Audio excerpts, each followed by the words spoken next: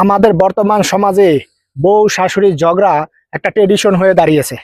বউ দেখতে পারে না শাশুড়িকে, শাশুড়ি দেখতে পারে না বউকে। এই ভিডিওটা দেখেন, তাহলেই বুঝতে পারবেন। কিসের ডাক কাটছেন এগুলা শাশুড়ি আম্মা? আপনি কি বুড়া বয়সে কুতকুত খেলবেন? না মা তো সীমানা দিচ্ছে। কিসের সীমানা মা? আজকের পর থেকে তোর বউ সীমানার ওই পারে থাকবে। খবরদার বললাম, তোর বউ জানে এই পারে না আসে। ও মা, তুমি এগুলো কি বলতেছো? কি বলতেছি? বাংলা কথা বুঝো না? এখন আমাদের বলেন, জিনিসপত্র আসবাবপত্র এইগুলোরও কি ভাগ করবেন না সমান সমান? এই যে এইগুলা তোর, এই যে এগুলা সব তোর। এই কালো জং ধরা পাতিল আমার। যেমন তোর চেহারা, যেমন পাতিলের চেহারা একদম মিলাই দিছি। আপনি এই পাতিলের সাথে আমার চেহারা তুলনা করলেন? আতুল, তোমার মা আমার চেহারা নেই হাড়ির সাথে তুলনা করলো, তুমি কিছু বলবা না? আসলে ঠিক হয়।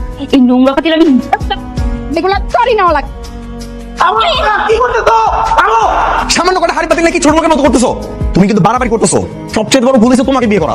আমাকে বিয়ে করা তোমার সব থেকে বড় ভুল হয়েছে। তাহলে সংসার করতেছো কেন আমার সাথে? হ্যাঁ, তুমি থাকো তোমার এই মা নিয়ে। তোমার মা আমাকে সংসার করতে দিবে না তো? না, তোমার এই বাসায় থাকলাম না। তোমরা কি শুরু করলো বলো তো? এই যা তো, দেখ নাদিয়া কই গেল। ওরে নিয়ে আয়, ফিরে নিয়ে আয়, যা। ভাইয়া তুমি মাকে একটু বোঝাও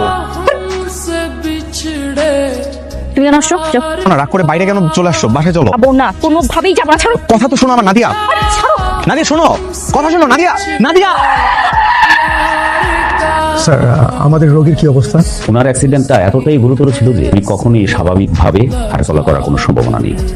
ভবিষ্যতে ওনাকে এই হুইল চেয়ারের উপর নির্ভর করেই চলতে হবে। কি থেকে কি হয়ে গেল? সব আমার দোষ।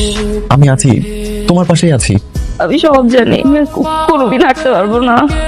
মা অনেক খুশি হয়েছে, তাই না? মা কেন খুশি হবে? মা আসছে। আমি মার সাথে অনেক বেয়াদবি করছি। আল্লাহ নিশ্চিত আমাকে এই জন্য শাস্তি দিয়েছে। তুমি শুধু শুধু এরকমটা ভাবতেছো, কিছুই হয় নাই, সব ঠিক হয়ে যাবে।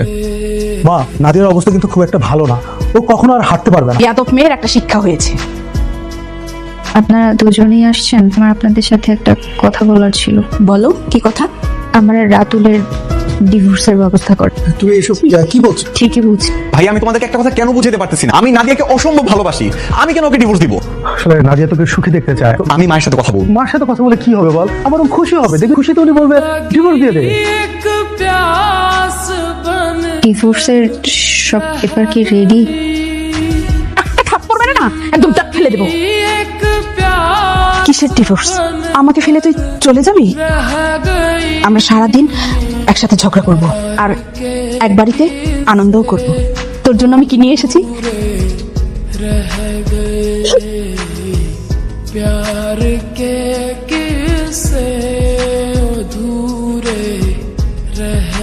তুমি কি নাদিয়াকে নিয়ে আসতে গেছিলা? হ্যাঁ, এই কয়েক মাস সাথে ঝগড়া করতে করতে ও আমার বান্ধবীর মতোই হয়ে গেছে। যা, বৌমাকে নিয়ে ঘরে যা। থ্যাংক ইউ মা।